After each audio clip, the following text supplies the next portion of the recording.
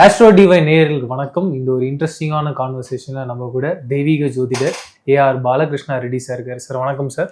குரு பிரம்மா, குரு விஷ்ணு, குருதேவோ மகேஸ்வரகா, குரு சாட்சாத் பரபிரம்மா, தஸ்மை ஸ்ரீ குருவே நமக. என் அன்பு ஆஸ்ட்ரோ டிவைன் நேயர்களுக்கும் என் அன்பு சகோதரருக்கும் என் அன்பு வணக்கங்கள். சார், சனி வக்ர பயிற்சி அப்படின்றத சொல்கிறாங்க. அப்படின்னா என்ன? இது வரைக்கும் சனி பகவான் பல்வேறு விஷயங்கள் பண்ணி நம்ம பார்த்துருக்கோம். அவர் நார்மலாக வரும்போதே மக்கள்லாம் அவர் வக்கரமாக இருக்காருன்றத சொல்லுவாங்க. இப்போ வக்ர பயிற்சியில் வரான்ற போது அவர் எப்படி இருப்பார்ன்ற ஒரு கேள்வி வருது. அதான் 7.5 சனி, அஷ்டம சனி, அர்த்தாஷ்டம சனி, கண்டக சனி, சனி மகாதிசை அப்படின்னு பல்வேறு ரூபத்தில் சனீஸ்வரர் ஜாதகத்தில் இருக்கார். சனீஸ்வரர் வக்ரம் எதற்காக அடைகிறாரு அப்படின்னா, சனியினது 3ஆம் வீட்டிலிருந்து 5ஆம் வீட்டு வரைக்கும் நம்ம செவ்வாய் கடக்கும் காலத்தில் சனி வக்ரன் ஆயிடுவார். இவர் குளிர்ச்சி கிரகம். சனீஸ்வரருடைய தாக்கம் போகும், சனி பிரீத்தி ஏற்படும். அந்த கிரக சாரங்கள் உங்களுக்கு எப்படிப்பட்ட நீச்சத்தில் இருந்தாலும் உச்சத்தில் இருந்தாலும் அது உங்களுக்கு சாதனையான பலனை கொடுக்கும், சாதகமான பலனை கொடுக்கும். சார், ரிஷப ராசிக்கு இந்த சனி வக்ர பயிற்சி எப்படி இருக்க போகுது? முதல்ல நிம்மதியை கொடுக்கும். ஆஹா, மனோ பயத்தை போக்கிடும், தேவையில்லாத குழப்பத்தை போக்கிடும். அற்புதமான காலமாக இருக்கும். ரொம்ப நாளாக இவங்க எதிர்பார்த்துட்டு இருந்தாங்க, சார் எனக்கு வேலையில் ஒரு ரெக்கக்னேஷன் இருக்குமா, அதுக்காக வெளிநாட்டில் போய் எனக்கு வேலை கிடைக்குமா, அதே மாதிரி அங்கே போய் எனக்கு விசா கிடைக்குமா, நிறைய பேர் அங்கே போய்ட்டு க்ரீன் கார்டு கிடைக்குமா, இப்படி படிப்படியாக ஒன்றோட ஒன்று அடுத்துன்னு ஆசைப்பட்டுக்கிட்டே இருக்காங்க. எதிர்பார்ப்பு இருந்தது. அந்த எதிர்பார்ப்பெல்லாம் இப்போ பூர்த்தி பண்ணுற நேரம்.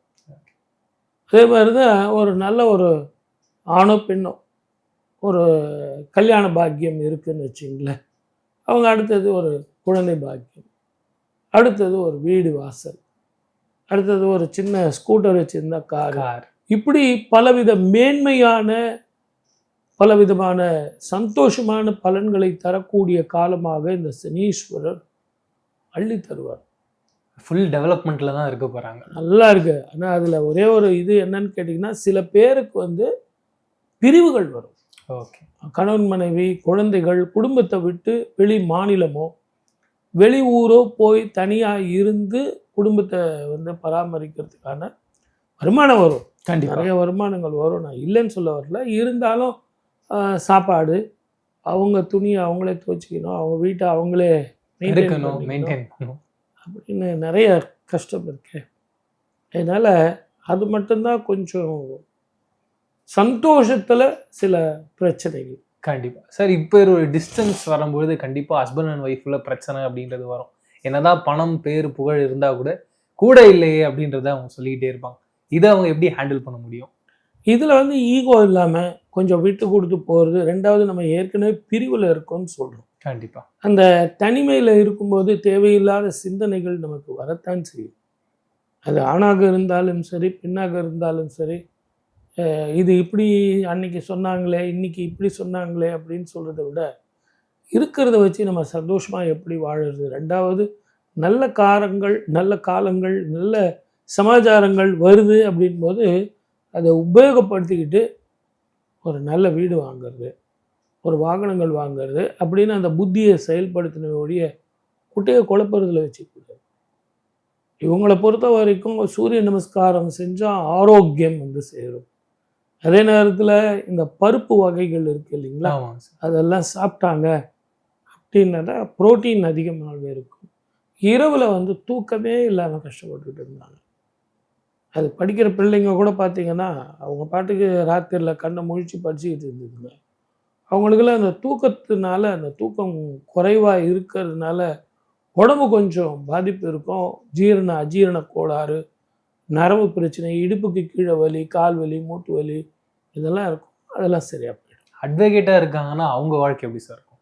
பொதுவாகவே அட்வொகேட் தொழிலுங்கிறது ரொம்ப பரபரப்பான தொழில். நம்ம என்ன நினச்சிட்ருக்கோன்னா, அவங்களுக்கு என்ன ஜாலியாக காலைல கோர்ட்டுக்கு போயிட்டு சாயந்தரம் கோர்ட்லேருந்து வராங்க. அவங்களுடைய கிளைண்ட்டோட கஷ்டத்தெல்லாம் அவங்க தான் மேலே எடுத்து வச்சுக்கிறாங்க. ஒரே ஒரு பெட்டிஷனை போட்டு அந்த ஆர்டர்ஸ் என்ன வரும்னு சொல்லிட்டு அடுத்தவனுடைய பெயினை தன்னுடைய தோளில் சுமக்கிற நிறைய அட்வொகேட்ஸ்க்கு வந்து கொஞ்சம் அந்த பிபி சுகரு நேரத்துக்கு சாப்பிட்றது கிளைண்ட் விடுவாங்களா? அது எப்படி? அவங்க வயிற்று வலி அவங்களுக்கு கண்டிப்பாக சார் நீங்கள் மத்தியானம் போனால் காஃபி சாப்பிட்டுங்க சார் அப்படின்வாங்க. அந்த நேரத்தில் கொஞ்சம் பிஸ்கெட்டும் காஃபியும் சாப்பிட்டு அந்த குடலை வந்து ஈரப்படுத்தி வச்சுக்கிறது நல்லது. அது ட்ரை ஆயிடுச்சு அப்படின்னா அதனால் அல்சர் வர்றதுக்கான வாய்ப்புகள் நிறைய இருக்கு. நிறைய விஷயங்கள் பேசணும் சார். மீண்டும் சந்திப்போம். நன்றி. தேங்க்யூ. சனீஸ்வரர் வக்ரம் எதற்காக அடைகிறாரு அப்படின்னா, சனியினது 3ஆம் வீட்டிலிருந்து 5ஆம் வீட்டு வரைக்கும் நம்ம செவ்வாய் கடக்கும் காலத்தில் சனி வக்ரன் ஆயிடுவார். இவர் வந்து குளிர்ச்சி கிரகம், செவ்வாய் வந்து வெப்ப கிரகம். இருவருமே குளிர்ச்சியும் வெப்பமும் சேரும்போது அது என்ன பிரச்சனை? பிரளயம் வர்றதுக்கான வாய்ப்புகள். ஐஸ் கட்டி கரையும், கண்டிப்பாக வெயில் அதிகமாக இருக்கும், மழை பிரச்சனைகள் இருக்கும், நீர்நிலைகள் பாதிக்கும், பூகம்பங்கள் உருவாகும், இயற்கை அழிவுகள் இருக்கிறதோடு சேர்ந்து போர் பதட்டம் இருக்கும், மத கலவரங்கள், இனக்கலவரங்கள், அதே மாதிரி ஜாதி பேதங்கள் இதெல்லாம் இருக்கும். ஒரு பயணத்தில் வந்து நிம்மதியான பயணங்கள் இருக்காது. அரசியல் போக்குகளே ஒரு மாறுதலாக இருக்கும், ஒரு வைப்ரண்ட்டாக இருக்கும். இப்பேற்பட்ட காலகட்டங்களில் ஏதாவது பரிகாரங்கள் சொல்லி ஏதாவது பரிகாரங்கள் செஞ்சு எங்களை காப்பாற்றிக்க முடியாதான்ற ஒரு கேள்வி மக்கள்கிட்ட இருக்கும். அப்படி ஏதாவது இருக்குங்களா? பொதுவாக சனீஸ்வரர் அப்படின்னா, சனீஸ்வரர் பிரீத்தி என்ன அப்படின்னா, ஊனமுற்றவர்களுக்கு தானம் பண்ணுறது, தர்மம் பண்ணுறது மிகப்பெரிய திருப்பத்தை கொடுக்கும். அதே மாதிரி எள்ளு சாதம், எள் மூட்டை கட்டி தீபம் போடுறது, நல்லெண்ணெயில் தீபம் போடுறது, இதெல்லாம் சனி பிரீத்தி. அதே மாதிரி படிக்கிற குழந்தைங்களுக்கு வந்து நம்ம எவ்வளவு தானம் பண்ணுறோமோ அவ்வளோக்கு அவ்வளோ சனி பிரீத்தி. உடல் ஊனமுற்றவர்களுக்கு நீங்கள் தானம் பண்ணும்போது சனிக்கு வந்து அவருக்கு மற்றொரு பேர் என்னன்னு கேட்டிங்கன்னா முடவன்னு பேர். அந்த முடவன்னு இருக்கிறதுனால அவருக்கு வந்து ஒரு பிரீத்தி ஏற்பட்டு அந்த தாக்கம் வந்து மிகப்பெரிய பிடிப்பு இருக்காது. ஸோ இந்த மாதிரி சின்ன சின்ன தானங்களும் தர்மங்களும் செஞ்சாலே சனீஸ்வரருடைய தாக்கம் போகும், சனி பிரீத்தி ஏற்படும். அந்த கிரக சாரங்கள் உங்களுக்கு எப்படிப்பட்ட நீச்சத்தில் இருந்தாலும் உச்சத்தில் இருந்தாலும் அது வந்து உங்களுக்கு சாதனையான பலனை கொடுக்கும், சாதகமான பலனை கொடுக்கும். அப்படின்னா என்ன? இது வரைக்கும் சனி பகவான் பல்வேறு விஷயங்கள் பண்ணி நம்ம பார்த்துருக்கோம். அவர் நார்மலாக வரும்போதே மக்கள்லாம் அவர் வக்கரமாக இருக்காருன்றத சொல்லுவாங்க. இப்போ வக்கர பயிற்சியில் வரான்ற போது அவர் எப்படி இருப்பார்ன்ற ஒரு கேள்வி வருது. அதான் 7.5 சனி, அஷ்டம சனி, அர்த்தாஷ்டம சனி, கண்டக சனி, சனி மகாதிசை அப்படின்னு பல்வேறு ரூபத்தில் சனீஸ்வரர் வந்து ஜாதகத்தில் இருக்கார். சனீஸ்வரர் வக்ரம் எதற்காக அடைகிறாரு அப்படின்னா, சனியினது 3ஆம் வீட்டிலிருந்து 5ஆம் வீட்டு வரைக்கும் நம்ம செவ்வாய் கடக்கும் காலத்தில் சனி வக்ரன் ஆயிடுவார். இவர் வந்து குளிர்ச்சி கிரகம். சனீஸ்வரருடைய தாக்கம் போகும், சனி பிரீத்தி ஏற்படும். அந்த கிரக சாரங்கள் உங்களுக்கு எப்படிப்பட்ட நீச்சத்தில் இருந்தாலும் உச்சத்தில் இருந்தாலும் அது வந்து உங்களுக்கு சாதனையான பலனை கொடுக்கும், சாதகமான பலனை கொடுக்கும். ஐஸ் கட்டி கரையும், கண்டிப்பாக வெயில் அதிகமாக இருக்கும், மழை பிரச்சனைகள் இருக்கும், நீர்நிலைகள் பாதிக்கும், பூகம்பங்கள் உருவாகும், இயற்கை அழிவுகள் இருக்கிறதோடு சேர்ந்து போர் பதட்டம் இருக்கும், மத கலவரங்கள், இனக்கலவரங்கள், அதே மாதிரி ஜாதி பேதங்கள் இதெல்லாம் இருக்கும்.